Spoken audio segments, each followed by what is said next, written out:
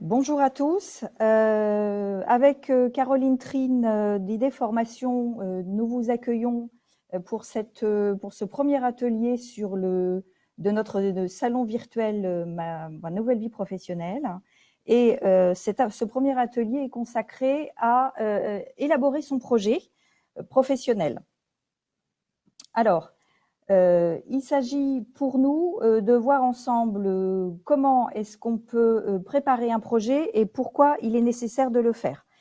Nous vous enverrons un support sur la plateforme que vous pourrez consulter tout à l'heure. Alors, pour élaborer son projet, pourquoi élaborer un projet? Eh bien parce que nous traversons tous des périodes de transition professionnelle, soit par choix, soit par obligation. Et réfléchir à ce qu'on veut faire peut nous aider à mieux apprivoiser cette période de transition et reprendre la main sur sa trajectoire, c'est-à-dire moins subir les choses, reprendre la main sur sa trajectoire professionnelle et bénéficier de l'appui de professionnels expérimentés qui sont autour de nous sur notre territoire.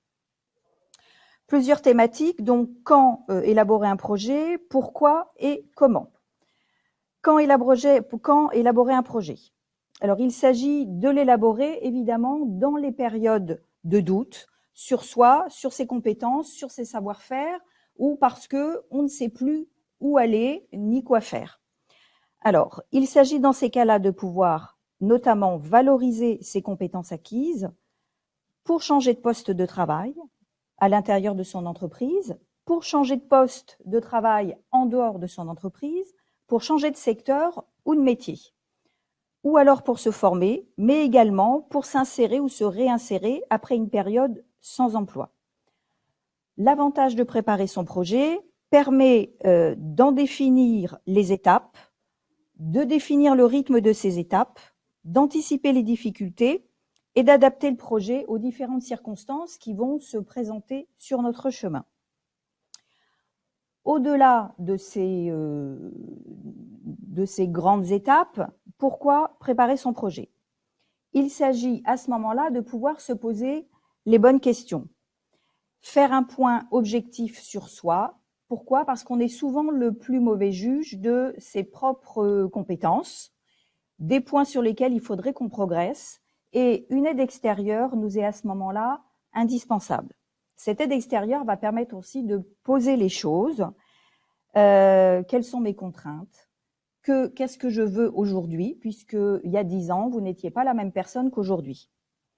Il va s'agir également de connaître la pertinence de votre projet ou de votre envie par rapport à vous-même, qui vous êtes aujourd'hui, et par rapport au marché du travail. Est-ce que ce que je souhaite faire ou ce à quoi j'aspire peut fonctionner sur le marché du travail? Est-ce que ça correspond à un métier porteur d'emploi? Quelle va être ma rémunération? Où est-ce que je dois me transporter géographiquement ou pas? Et puis, travailler sur son projet va permettre également de trouver des personnes ressources qui vont vous accompagner à chacune des étapes. Donc, élaborer un projet permet de ensuite tendre vers ses objectifs et faire aboutir le projet grâce à un parcours et une démarche qui va être sécurisée par l'ensemble des étapes que vous aurez écrites noir sur blanc et les conseils que vous aurez pu recevoir. Comment est-ce qu'on prépare un projet? Il s'agit de se poser, entre guillemets, les bonnes questions. Ces questions, quelles pourraient-elles être? Par exemple, quelles sont mes motivations réelles? Ma famille sera-t-elle en accord avec ma démarche, avec mon projet? Puisque changer de trajectoire professionnelle inclut d'avoir des conséquences, parfois d'horaire, parfois de rémunération, parfois de mobilité géographique, de stress aussi. Et donc, ça va jouer sur l'entourage et il est important de pouvoir mener ce projet en les tenant informés et en recueillant leur avis. Autre question concernant le projet, est-ce que je vais avoir besoin d'une formation? Si oui, est-ce que je vais avoir besoin d'un financement? Lequel? Où le trouver? Comment le décrocher? Autre question, dans quel secteur géographique vais-je pouvoir exercer mon futur métier ou atteindre mes objectifs? Est-ce que je vais trouver une place sur le marché de l'emploi rapidement ou pas? Dans quel type d'entreprise? Une entreprise plutôt familiale, une entreprise moyenne? Est-ce que je dois postuler dans une entreprise d'ampleur nationale ou internationale, etc., etc. Voilà. On s'aperçoit quand on travaille sur le terrain avec les gens qui ont des projets que partir sur un élan, une première idée, peut amener des déconvenus, voire une insatisfaction, parce que l'ensemble des questions à étudier n'a pas été posé noir sur blanc. Et donc, on est confronté au fur et à mesure du temps qui passe à des étapes qu'on n'avait pas prévues et le projet peut prendre du retard et nous mener jusqu'au découragement. Oui. Je me permets de compléter effectivement, hein, le fait d'être accompagné par une personne extérieure nous permet d'avoir un autre recul, un autre regard sur son projet, de pouvoir faire justement le point sur l'écart qu'il y a entre mon imaginaire par rapport à ce nouveau métier-là et la réalité du terrain.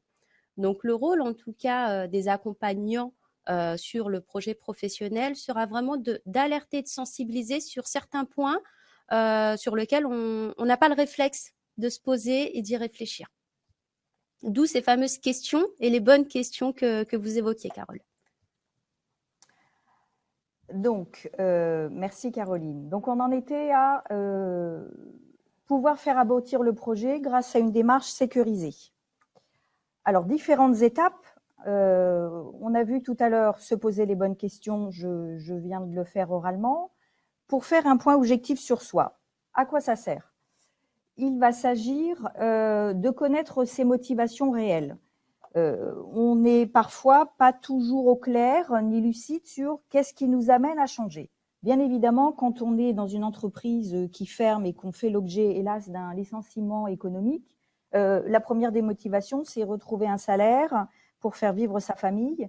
Et donc là, ça nous paraît immédiat. La deuxième motivation à peut-être étudier, c'est puisque je suis dans une situation de transition, une situation subie, est-ce que c'est pas le moment du coup d'examiner quelles seraient mes envies et mes élans professionnels et le moment d'y travailler. Et donc c'est à ce moment-là qu'on va découvrir d'autres motivations.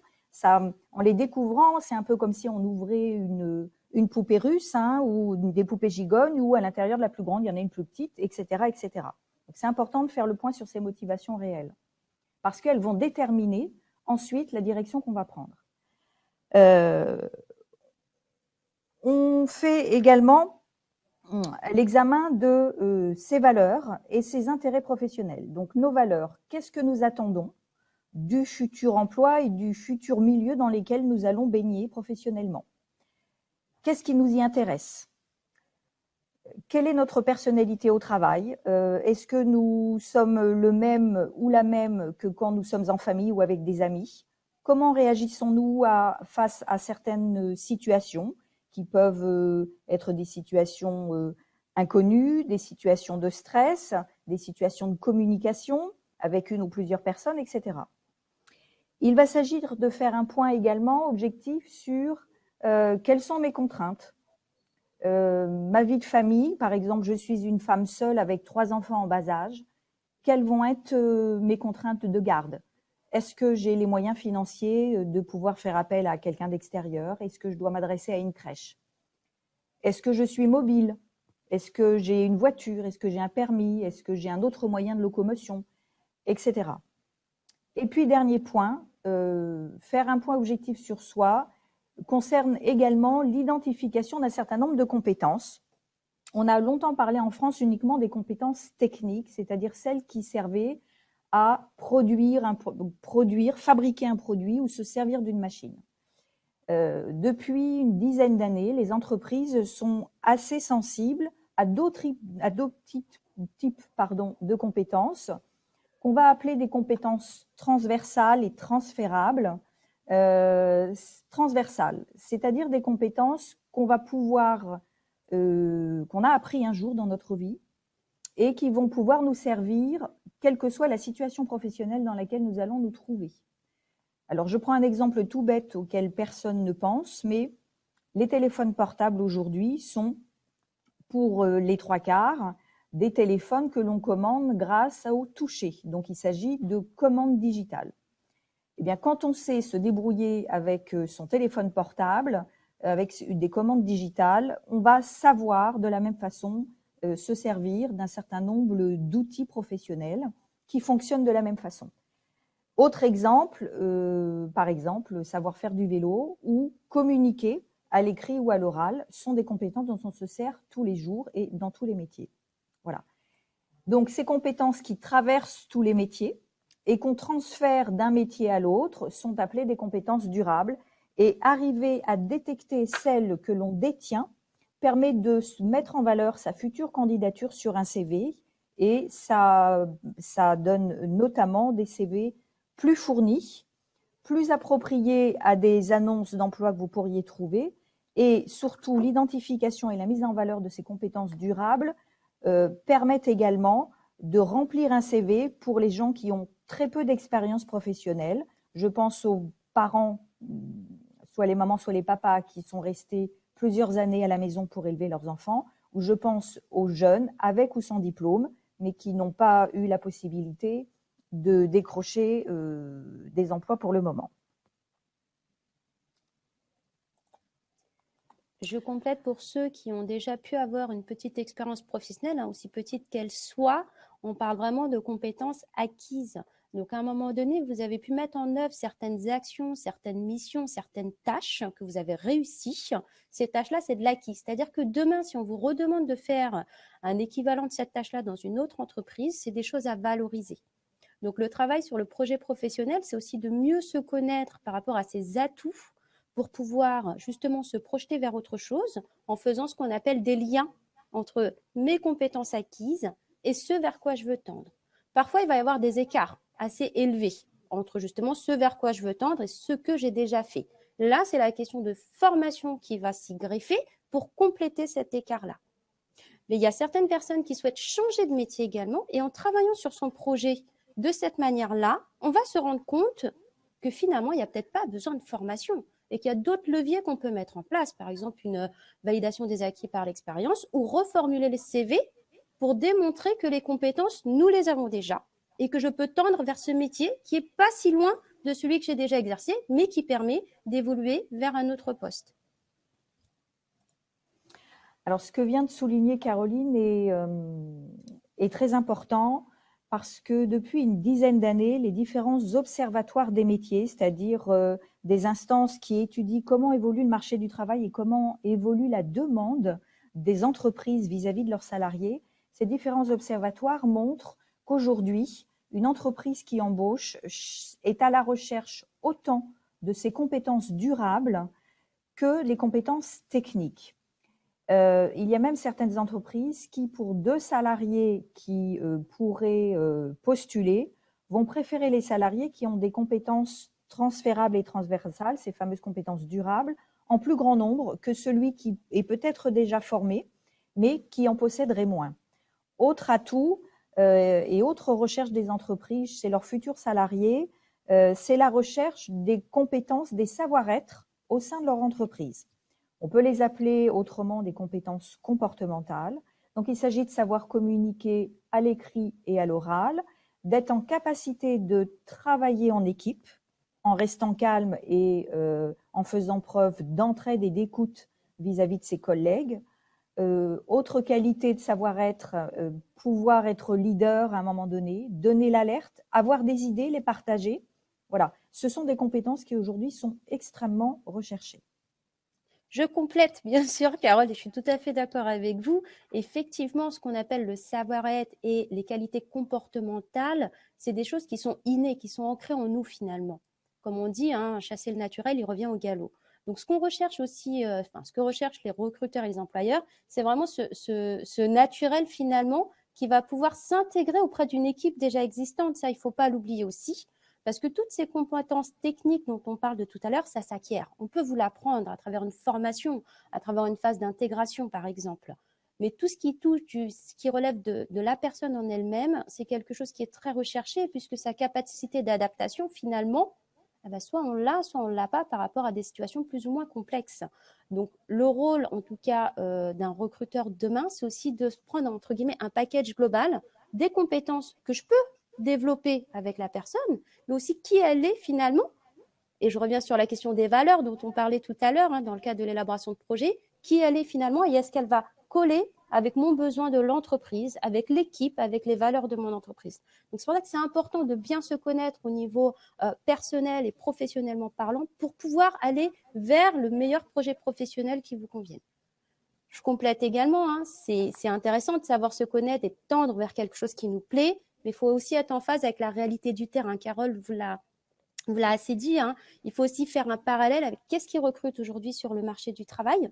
Parce que finalement, si je choisis un projet professionnel où il n'y a pas de recrutement, ça n'a pas de sens. Donc l'idée aussi d'être accompagné, c'est de pouvoir faire aussi ce parallèle entre qui je suis, qu'est-ce qui se passe sur le marché et comment je peux finalement faire un petit compromis et de se dire, OK, là, ça recrute, le métier a beaucoup plus d'avantages que d'inconvénients par rapport à qui je suis, par rapport à mes compétences et ce que je souhaite développer, ça pourrait matcher, ça pourrait coller. Et si à l'inverse, justement, j'ai envie d'un projet qui est super génial pour moi, mais que sur le terrain, il n'y a pas de recrutement, il faut revoir aussi un petit peu son curseur et de pouvoir le positionner au bon endroit pour trouver, entre guillemets, un bon compromis. Alors, comme le disait Caroline, dans le travail sur le projet, il est intéressant il est plus qu'intéressant, il est pratiquement obligatoire donc effectivement, de bien connaître le marché du travail, ses attentes et puis les besoins. Et puis les croiser avec les siens. Et donc les siens, ça peut être différent. Donc je vais prendre des exemples. Il y a parmi vous des gens qui préfèrent, par exemple, travailler plutôt à l'extérieur. D'autres qui vont préférer plutôt travailler à l'intérieur et avoir, par exemple, des horaires de bureau. Pour ceux qui préfèrent travailler en horaire décalé, la question du projet se pose également. Donc c'est toutes ces questions qu'il faut se poser. Et puis, qu'est-ce que je cherche véritablement ? Et qu'est-ce que le futur métier auquel je pense pour moi va avoir comme contrainte? Je prends un exemple. Donc, Logreta est un organisme de formation et pendant des années, nous avons proposé la préparation du CAP pâtisserie. Et donc, en recrutement de stagiaires, il a été assez souvent le cas. Nous rencontrions des gens à qui on demandait pourquoi ils étaient là et quelles étaient leurs motivations pour le métier de pâtissier. Et donc, du coup, on entendait régulièrement la pâtisserie que je fais à la maison est très appréciée par les gens de la famille. Donc, du coup, j'ai décidé de me lancer.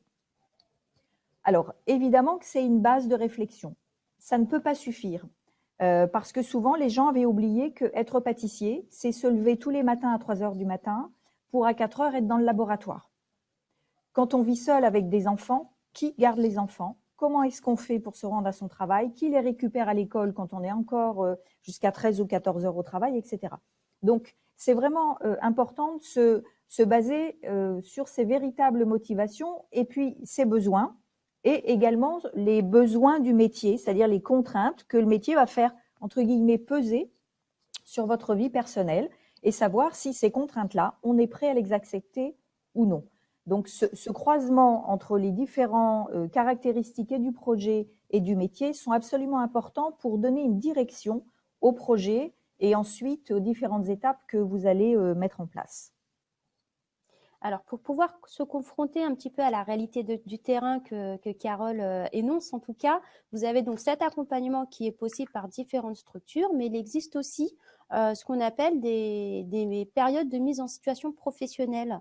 Donc, dit très simplement des stages qui peuvent être mis en place pour justement vivre le métier de l'intérieur et voir finalement si l'idée qu'on s'en fait, c'est la bonne, et si dans le terrain, on se sent bien. Donc ça, c'est des actions qui peuvent être mises en place, notamment par le biais des personnes ressources que vous pouvez contacter, notamment pour les demandeurs d'emploi auprès de Pôle emploi, pour les personnes en situation de handicap auprès du Cap emploi.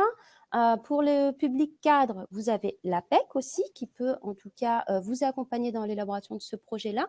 Pour les plus jeunes, moins de 26 ans, il y a le réseau des missions locales. Et pour les salariés de tous bords, j'ai envie de dire, pour le reste des salariés, il y a aussi le groupement évolution qui va être là pour travailler sur le conseil en évolution professionnelle.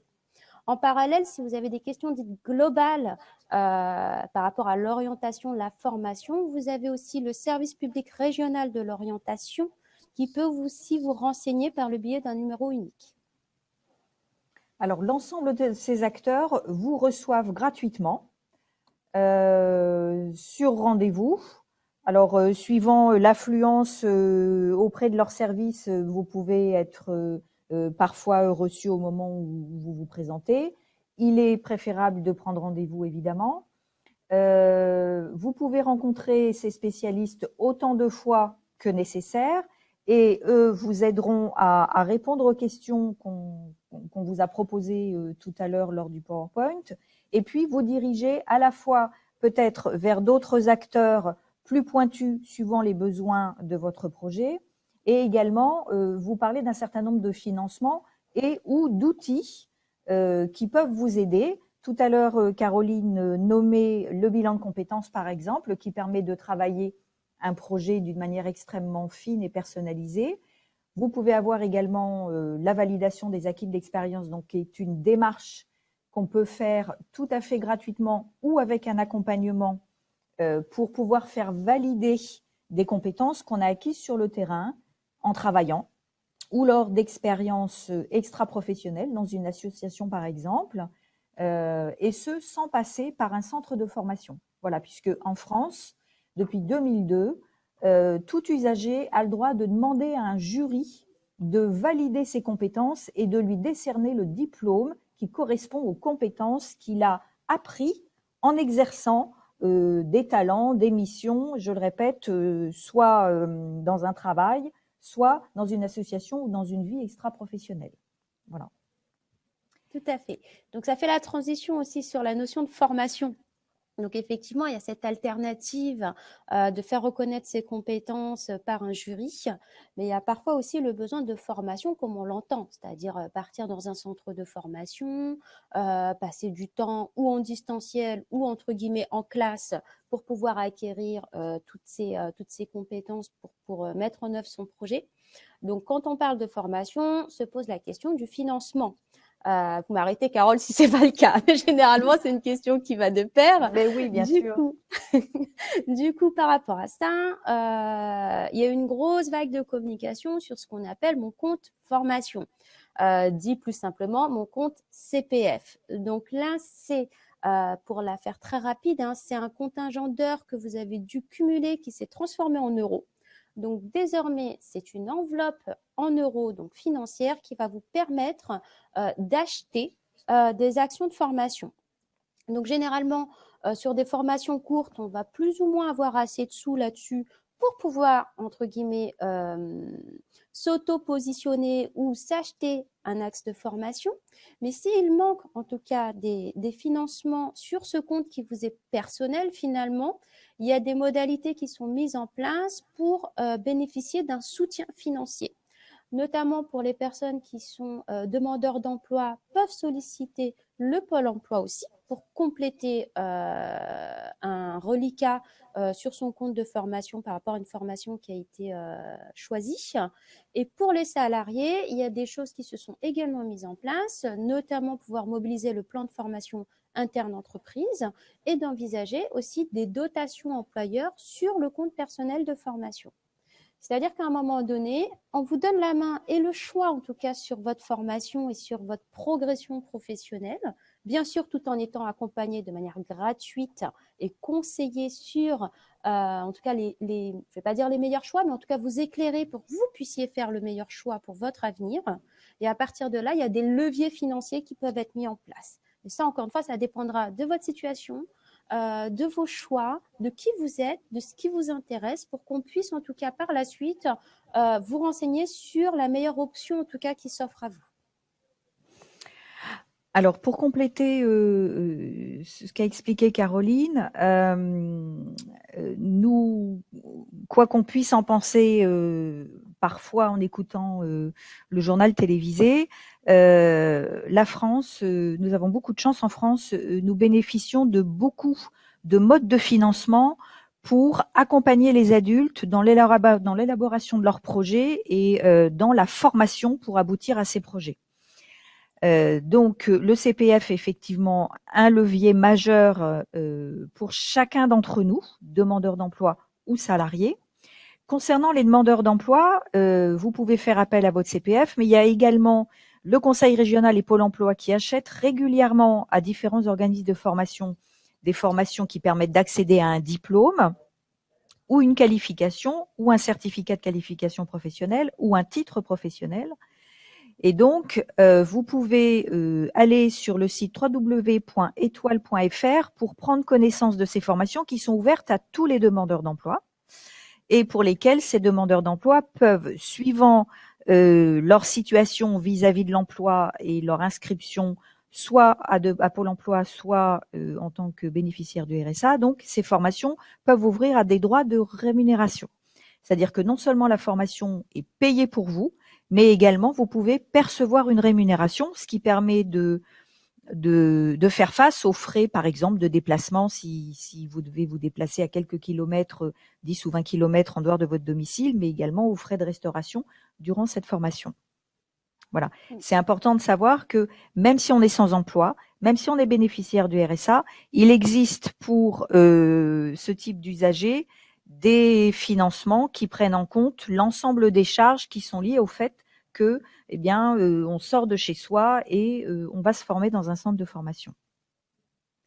Et en tout cas, ça sécurise. C'est-à-dire qu'il y a tous ces petits leviers qu'on peut mettre en place en fonction de votre situation pour vous permettre de bénéficier de cette formation de manière sereine. Carole, il y a quelques petites questions. Je me permets de les lire. Oui, bien sûr, on va on y passer répond. en mode échange. Oui. Donc, une question de Philippe Bourgoin. Du coup, comment fait-on pour montrer tout ça à un recruteur? Juste un CV et un entretien de 20 minutes. Grande question. Comment on se valorise justement à travers un CV et un petit entretien de 20 minutes? Alors, il y a bien évidemment, vous avez raison de souligner que d'abord le CV, c'est un outil de communication qui ne doit pas faire 10 pages. Donc, effectivement, tout doit tenir sur une seule page. C'est très court. Et l'entretien d'embauche, il dure 20 minutes au maximum, le fait est. Eh bien, c'est le fait d'avoir travaillé sur le projet. Travailler sur le projet, c'est pas simplement à travers des tests ou des échanges avec un accompagnateur ou une accompagnatrice, poser des questions et y répondre. C'est aussi prendre des notes, hiérarchiser ses idées et les résultats des tests qu'on a pu passer, et c'est en ressortir tous les points importants qu'il va falloir aborder lors d'un entretien. Travailler son projet, c'est aussi travailler ce fameux entretien d'embauche. Et donc, on peut commencer à s'entraîner avec un accompagnateur et on peut continuer à s'entraîner avec un ami ou quelqu'un de la famille et se faire minuter. Ça se prépare, un entretien d'embauche. Alors, vous me direz comment est-ce qu'on peut faire. Il y a plusieurs possibilités. Donc, si vous faites un bilan de compétences, cet entraînement, cette identification de points importants à souligner et l'entraînement à l'oral peut être fait pendant ce temps-là. Il y a également des formations qui sont mises en place à la demande du Conseil régional et financées par ce dernier, des formations qui s'appellent Élaborer son projet professionnel, qui durent 2 mois à 2 mois et demi, qui sont ouvertes aux demandeurs d'emploi et qui permettent de travailler durant 2 mois et demi son projet. Ces formations existent sur l'ensemble du territoire du département 37, dans chaque sous-préfet, à Tours bien évidemment, et dans chaque sous-préfecture, c'est-à-dire Chinon, Loches, Amboise. Et ces formations, elles peuvent se dérouler sur d'autres parties du territoire, par exemple Descartes, Château-Renaud, pour ne citer qu'elle. Voilà. Donc, renseignez-vous auprès d'un conseiller en évolution professionnelle, un CEP, ou renseignez-vous auprès de votre référent socio-professionnel si vous êtes bénéficiaire du RSA, ou alors auprès de votre conseiller pour l'emploi également, qui sont informés de l'existence de ces formations et qui peuvent vous guider vers eux. Oui. Alors, je complète juste pour cette question de CV. Effectivement, c'est votre carte de visite. Je suis d'accord avec vous. On ne vous voit pas, on ne vous connaît pas. Donc, raison de plus pour mieux se connaître professionnellement parlant et de mettre en valeur tous ces atouts, à savoir ces fameuses compétences dont on parlait, durables, compétences dites transférables, compétences comportementales. Donc, ça, c'est un travail aussi de mise en page, il faut le dire aussi, parce que ça a son poids. Et l'entretien de 20 minutes, c'est plus, ça ressemble plus au pré-entretien pour voir si ça vaut le coup de vous recevoir. Donc là, effectivement, ce qu'il faut préparer, c'est ce qu'on appelle notre petit argumentaire rapide, où là, vous allez pouvoir justement en 5 minutes lancer en tout cas tout ce qu'il faut pour donner envie de vous rencontrer de manière plus longue sur 1 heure d'entretien, des choses comme ça. Donc, effectivement, tout ça, ça se travaille, mais la première étape, c'est vraiment de se dire qui je suis, qu'est-ce que je sais faire, qu'est-ce que je veux faire. Et à partir de là, je saurai ce que je vais mettre en avant, à la fois sur le CV et à la fois à l'oral. Alors, je pars sur une autre question. Alors là, on parle de YouTube. Le nom du site internet, on y a répondu. Alors, pour ma part, d'Isabelle, pour ma part, ma préoccupation est surtout le financement. Je souhaite reprendre des études universitaires sur au moins 3 ans. Je vais devoir quitter mon emploi actuel, ma ville avec une famille, puis suivre mes études alors que je n'aurai aucun salaire sur toutes ces années. J'ai rendez-vous avec un conseiller en évolution professionnelle le 3 novembre. Alors, c'est une question qui implique beaucoup de choses, effectivement, sur laquelle on ne pourra pas répondre comme ça en 5 minutes. Il faut vraiment étudier justement tous les impacts. Donc là, je vois qu'il y a beaucoup d'impacts sur votre vie personnelle. En termes de financement, si vous êtes déjà salarié actuellement, on peut peut-être envisager ce qu'on appelle un CPF de transition professionnelle, mais là, encore une fois, ça nécessite de creuser toutes les alternatives qui s'offrent à vous, ou bien envisager peut-être le dispositif de démission. Donc voilà, donc il y a pas mal d'alternatives envisageables. Donc il faut vraiment qu'on aille un peu plus en profondeur sur les tenants et les aboutissants de votre choix. Les 3 années d'études, effectivement, ça risque d'être très long.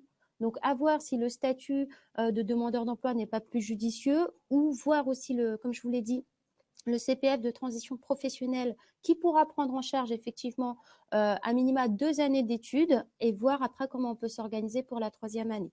Donc tout ça, ça nécessite vraiment, et je vois que vous avez pris rendez-vous avec un conseiller en évolution professionnelle, vous avez eu le bon réflexe en tout cas, parce que ça nécessite vraiment une mûre réflexion vu tous les enjeux et les impacts qu'il y a sur votre vie personnelle. Alors, de Nathalie Monod. Le CPF permet de financer tout ou partie d'une formation. Pour un salarié en CDI à temps complet qui accède à une formation, peut-il être rémunéré? Par qui? Alors oui, le CPF va permettre de prendre en charge une partie de la formation. Alors ensuite, comme vous êtes salarié, tout va dépendre, excusez-moi, ça va un petit peu vite, tout va dépendre de ce que vous envisagez avec votre employeur. Alors, je m'explique. Si vous faites, comme on l'a évoqué juste à l'instant, un CPF projet de transition professionnelle, là, c'est à voir si vous faites ça sur votre temps de travail ou hors temps de travail. Parce qu'on sait qu'aujourd'hui, il y a eu un gros développement sur les formations à distance et modulaires. Donc, à voir aussi quel type de formation et quelle modalité de formation vous envisagez. Si c'est du hors temps de travail, vous cumulez les deux, vous continuez à être salarié et bénéficier de votre salaire finalement. Et la formation peut être prise en charge justement par le biais du CPF ou complétée par Transition Pro, donc juste pour situer Transition Pro ex-FONGECIF, d'accord? Soit vous voulez faire cette formation pendant votre temps de travail, où là, il va falloir demander un accord de votre employeur. Donc, l'accord de l'employeur, si tous les feux sont ouverts, à travers le CPF de transition professionnelle, vous allez pouvoir bénéficier d'un soutien financier pour la prise en charge de la formation et un maintien de salaire. Voilà, j'espère avoir répondu. Mais là, encore une fois, je vous donne les grandes lignes. C'est pas, enfin voilà, ça nécessite quand même de creuser un peu plus les éléments, de voir justement quel est l'axe le plus intéressant pour vous. Et surtout voir si vous avez besoin d'une formation de 6 mois ou peut-être une formation de 3 semaines pour compléter. Donc, ça change la donne aussi en termes de financement, de temps imparti. Et c'est surtout peut-être aussi voir si on ne peut pas aussi passer par une validation des acquis par l'expérience. J'espère avoir répondu à la question.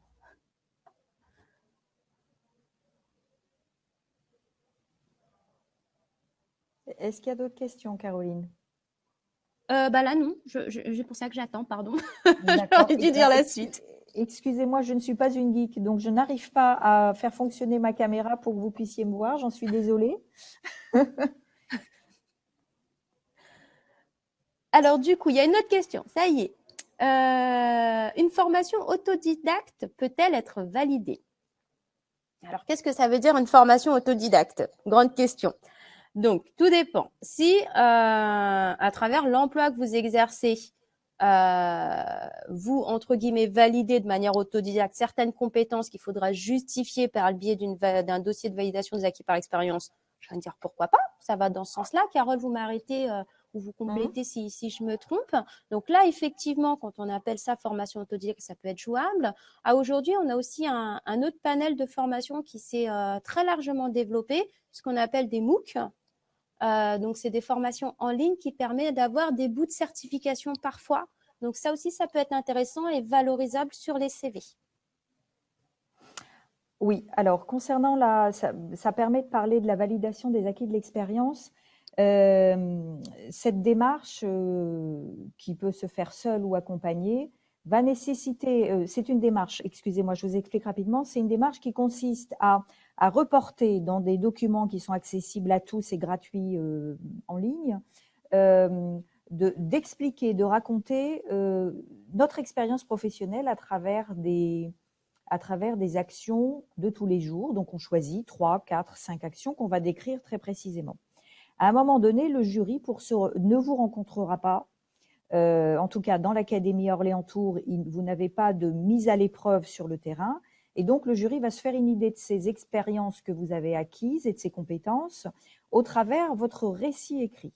Et donc, il va avoir besoin de peut-être voir des preuves, des éléments de preuve qui lui montreront que ce que vous décrivez a bien existé évidemment en réalité et que ce que vous décrivez est bien ce pourquoi vous demandez votre diplôme.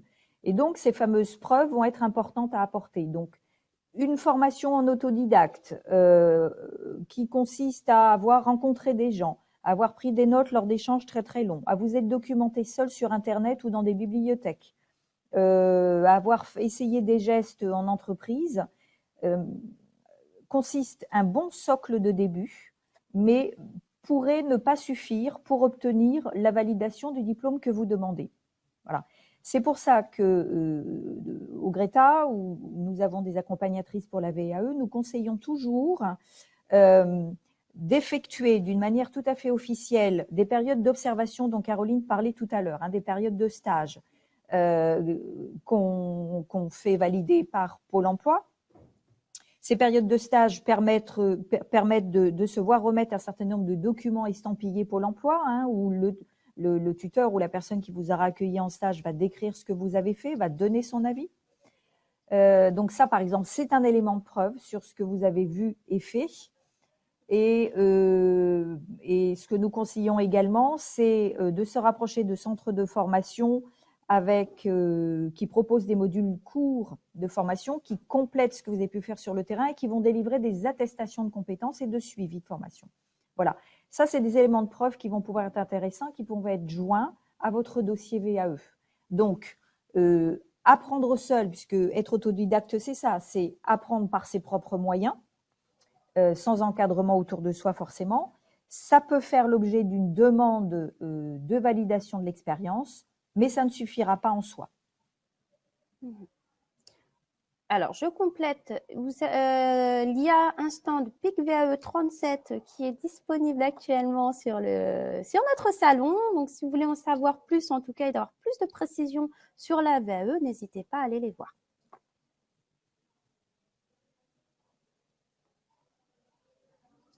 On laisse le débat ouvert ou les questionnements. Nous restons disponibles.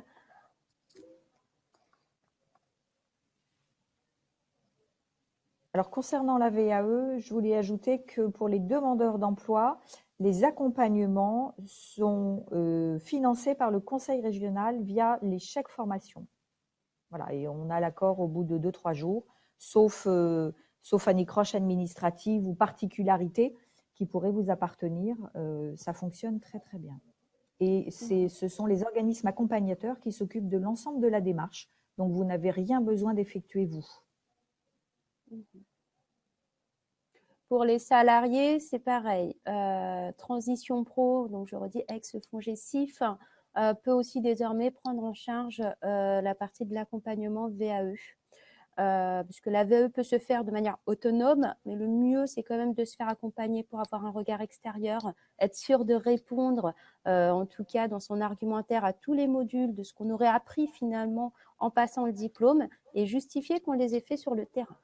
Donc, c'est quand même aussi un exercice pas facile, dans le sens où on est peut-être plus trop à l'aise avec l'écriture aussi. Donc, l'idée, c'est aussi d'être vraiment accompagné et de sécuriser en tout cas le dossier qu'on remet au jury. Pour les moins à l'aise avec l'exercice écrit, le jury ne juge pas du niveau de français, même si évidemment il faut que ça soit lisible et compréhensible facilement. Si, par exemple, vous avez des problèmes avec l'orthographe, ça n'est pas ça qui est jugé, hein, du tout.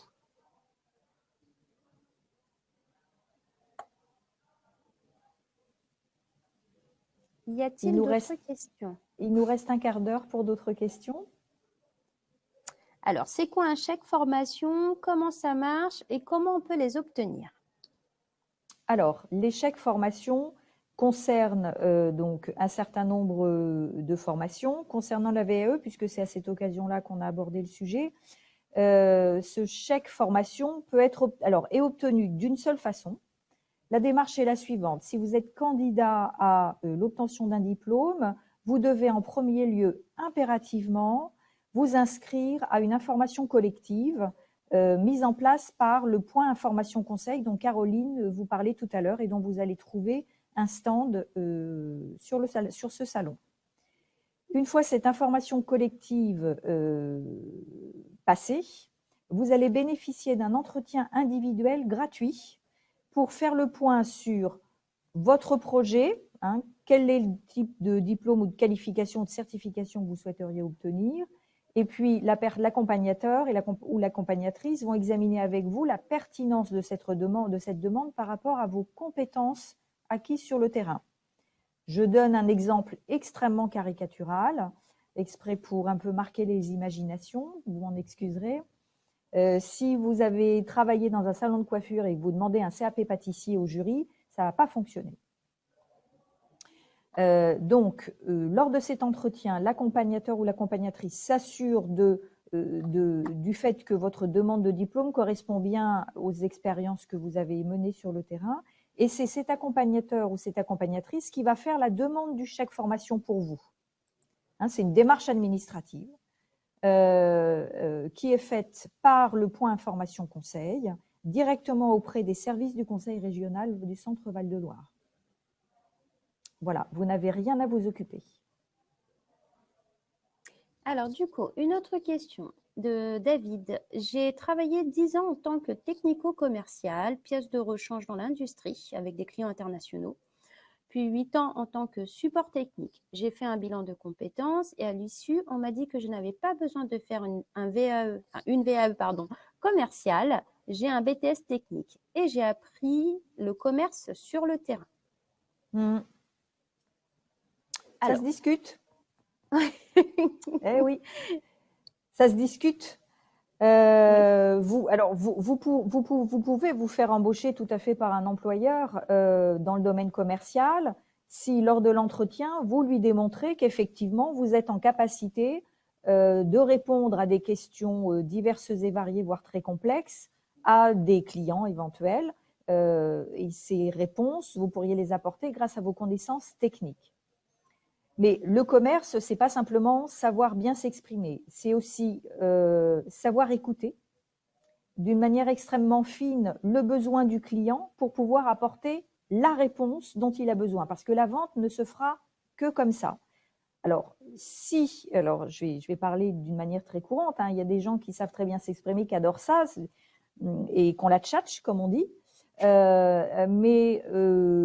Vendre un produit, faire une vente, c'est pas suffisant. Une entreprise, pour qu'elle vive, il faut que vous puissiez, en tant que commercial, fidéliser vos clients. Et c'est pour ça que l'adéquation parfaite entre la réponse que vous allez apporter, la vente que vous allez faire, pour contenter votre client, va être extrêmement importante. Et donc, il y a des techniques d'écoute, de reformulation, de communication propres au métier du commerce qui vont être extrêmement importantes à connaître. C'est pour ça qu'une formation peut s'imposer.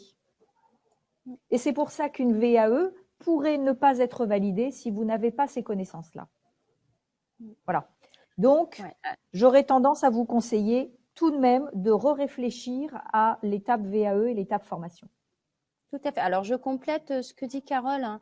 Effectivement, alors votre bilan de compétences vous a dit que ce n'était pas forcément nécessaire. Après, vous restez quand même maître choix hein, de faire une VAE ou pas, ou de vouloir avoir un diplôme supérieur à votre BTS. Ça peut être ça aussi, hein. Je pense notamment à une licence, un master, donc je ne sais pas en tout cas le niveau de compétences que vous avez acquis. Mais là, ce qui pourrait être intéressant, c'est d'aller rencontrer justement le PIC VAE pour essayer de voir un petit peu par rapport à votre portefeuille de compétences et les compétences que vous avez acquises, à quel niveau de diplôme ça peut vous emmener. Voilà. Donc finalement, on vous dit pas forcément pour retrouver le même type de poste, mais si vous voulez aller un petit peu plus loin et que sur le terrain, vous avez exercé et acquis des compétences qui vont au-delà du poste de commercial, finalement, il faut le tenter. Mais bon, là encore, voilà, nous, ce sont des hypothèses. On n'a pas tous les tenants et les aboutissants. Néanmoins, je vais peut-être aller à contresens, mais les accompagnateurs, ce sont des conseils qu'on vous donne. D'accord ? Votre avenir, c'est vous qui l'avez en main. Donc finalement, si vous vous dites oui, la VAE, je vais quand même la faire parce que ça me valorise, parce que j'ai envie d'avoir un diplôme supplémentaire, tentez-le et voir peut-être un diplôme au-dessus. Alors, Laurence, bonjour. La VAE permet-elle d'obtenir un diplôme supérieur, par exemple pour moi une licence, puisque j'ai un BTS tourisme et une année d'alternance en 3e année non reconnue. Je travaille depuis 25 ans dans la même entreprise en tant que chargée d'affaires dans un palais des congrès. La VAE est-elle un avantage pour trouver un emploi? Alors, gros focus VAE, on aurait dû inviter le PIC VAE. Oui, tout à fait. Mais il est présent sur le salon et puis les organismes qui proposent des accompagnements peuvent répondre également. Oui, la VAE est un atout pour se faire embaucher parce qu'en France, les employeurs aiment beaucoup que leurs futurs salariés puissent apporter la preuve de leurs compétences. Quand on se fait embaucher, l'employeur mise sur nous. Et mise sur le potentiel de notre potentiel de réussite qu'on va venir ajouter à celui de l'entreprise. Et effectivement, il prend en quelque sorte un risque. Donc pour vous, le risque est minime parce que vous vous connaissez, vous êtes sûr de vous et vous savez que vous pouvez faire l'affaire, vous êtes l'homme ou la femme qu'il faut à cette entreprise-là à ce moment-là. Mais l'entreprise ne vous connaît pas, hein, Caroline le disait très justement tout à l'heure. Et notamment dans le contexte économique dans lequel nous sommes actuellement à cause du Covid, les entreprises ont de moins en moins la possibilité, entre guillemets, de se tromper, ou en tout cas n'ont pas envie de se tromper. Et donc, du coup, elles ont besoin d'être rassurées. Et l'affichage de diplôme peut rassurer des employeurs. C'est quand même une garantie. Voilà. Alors, ça n'enlève rien aux gens qui n'ont pas de diplôme et qui sont par ailleurs très, très compétents. Voilà. Mais on serait en Angleterre ou aux USA ou peut-être en Allemagne, les choses seraient sans doute différentes. Les employeurs ont une autre vue du marché du travail et de la façon d'employer les gens. Nous sommes en France et nous devons tenir compte des attentes et des besoins des employeurs. Voilà. Et c'est vrai qu'un diplôme, ça les rassure. Alors, ça les rassure et ça permet aussi peut-être de négocier une tranche de salaire. Aussi. Voilà. Je dis ça, je dis rien. Alors, autre question. Oui, merci, la formation n'est-elle pas devenue un business juteux? Au final, c'est au candidat de convaincre son futur employeur. Ah oui. Alors, business juteux, je ne sais pas. En tout cas, mettre toutes les cartes de votre côté pour pouvoir décrocher son poste, ça, je pense qu'il faut le faire. Je souligne l'importance de s'impliquer dans son projet professionnel et de ne pas trop attendre de son employeur. J'ai demandé durant 3 années consécutives le financement d'un bilan de compétences pour finalement utiliser mon CPF. N'hésitez pas, l'interface Mon compte formation est aisée. Effectivement, elle est facile d'utilisation, hein, c'était l'objectif en tout cas de la mise en place de cette appli que vous retrouverez ou sur votre téléphone ou sur l'ordinateur, donc tout est en dématérialisé. Il faut quand même être un petit peu à l'aise avec l'outil informatique. Néanmoins, on ne va pas mettre tous les employeurs dans le même sac, j'ai envie de dire, hein. Donc, tout dépend de l'entreprise dans laquelle vous êtes, la politique RH qu'elle souhaite mener. Donc, ne fermez pas la porte à une négociation avec votre employeur.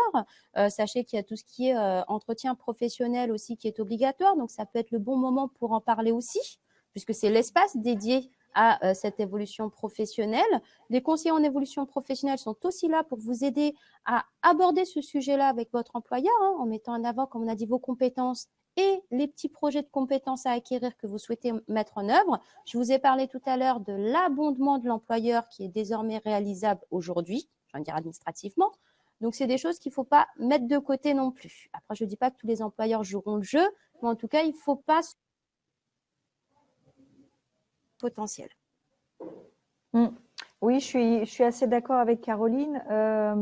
Les employeurs sont des êtres humains comme nous, et donc un certain nombre de choses dans la vie de l'entreprise ou parfois dans la vie personnelle peut faire qu'on est beaucoup moins à l'écoute.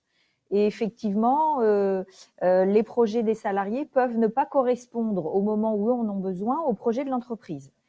Ça arrive, hein, nous ne sommes pas là pour vous dire que le monde est tout rose, ça n'est pas vrai, mais par contre, comme disait Caroline, tous les employeurs ne sont pas des employeurs dont on pourrait discuter d'un certain nombre de choses. Et ce qui est important, c'est de voir avec eux les différentes pistes possibles, et si vous les avez toutes épuisées avec l'entreprise, il y en a peut-être d'autres qui vont vous permettre d'avancer en dehors du temps de travail. C'est-à-dire que vous restez salarié, vous vous rendez à votre poste de travail et vous pouvez tout de même faire des choses en dehors des heures de votre travail ou demander un congé formation pour pouvoir vous absenter tout à fait officiellement de votre poste de travail pour vous former ou pour faire une VAE ou un bilan de compétences. Voilà. Effectivement, ces demandes-là, hein, d'absence autorisée du travail pour bénéficier d'un accompagnement de quelque nature que ce soit, ont le droit d'être refusés un certain nombre de fois, mais pas indéfiniment. Et au bout de la troisième, normalement, la loi oblige votre employeur à vous l'accorder. Tout à Mais fait. c'est vrai que ça peut retarder votre projet. Hein, ça faisait partie des éléments dont je parlais tout à l'heure pendant le PowerPoint. Qu'il y ait des survenus d'incidents comme ça qui viennent mettre à mal un petit peu le rythme auquel vous souhaitiez avancer. Et dans ces cas-là, il est important d'aller voir un conseiller en évolution professionnelle pour voir quels sont les autres leviers qu'il peut vous proposer et que vous avez à votre disposition pour pouvoir avancer autrement qu'avec la collaboration de l'entreprise. Oui. Alors, on est un peu short en timing. Il y a 2 dernières petites questions. J'espère qu'on pourra répondre aux 2. Donc, très rapidement, pourquoi est-ce que nous avons que très peu d'informations sur tous ces types de formations? Il n'y a pas forcément beaucoup de pubs. D'ailleurs, il faut chercher pour pouvoir trouver toutes les possibilités qui s'offrent à nous. Oui, eh bien oui, effectivement, nous pouvons faire le même constat. Il est très vrai qu'en France, la formation ou l'accompagnement au projet professionnel d'une manière générale est entendu comme devant être une démarche volontaire de la personne qui en éprouve le besoin. Ça veut dire que l'écosystème dans lequel nous évoluons, Caroline et moi, ainsi que les gens qui nous gouvernent, partent du principe qu'il faut que vous soyez volontariste, c'est-à-dire que la recherche et la demande émanent de vous. Tout à fait. Alors, c'est un constat. ouais. Sachez que désormais, il y a vraiment une volonté de démocratiser, en tout cas, cet accès à la formation, hein, d'où la mise en place de cette application CPF, la simplification d'acheter finalement des formations. Donc ça, c'est aussi des avancées majeures qu'il faut souligner. Le conseil en évolution professionnelle existe depuis pas mal de temps aussi, hein. Donc là, il y a vraiment une volonté de permettre une accessibilité plus fluide, j'ai envie de dire, en tout cas une plus grande accessibilité à tout public. Alors, dernière question du coup. Bonjour, je souhaite savoir dans quelle mesure il est possible d'obtenir une formation dans un domaine ne correspondant pas à ma formation initiale universitaire ni à mon expérience professionnelle. Vous pouvez Alors, tout tout à dépend de fait. la formation. Pardon. Oui. Allez-y, Caroline. Oui, alors oui, tout dépend de la formation, tout dépend de quel domaine vous souhaitez vous orienter.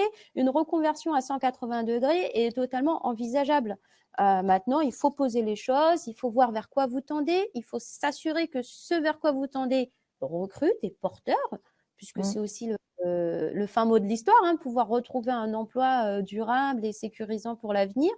Donc voilà, c'est vraiment tous ces éléments-là qu'il va falloir analyser et ensuite partir sur cette notion de plan d'action avec la formation à choisir, derrière le financement et ce qui s'ensuit. Donc c'est tout à fait envisageable, c'est ce qu'on appelle une reconversion totale.